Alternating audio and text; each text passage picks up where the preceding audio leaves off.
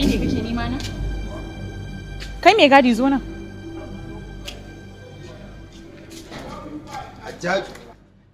Ajiya, ai Kamal ne ce a kira ki. Daga kar wannan mutumin ya ƙara aikawa cikin gidan mai ce kira ni. Kar ka maimaita. Idan ba haka ba ko zan maka rashin mutuncin da baka taɓa tunani ba. Ka ji me na gaya maka? Ki haƙu. Je ka. Allah ya ci.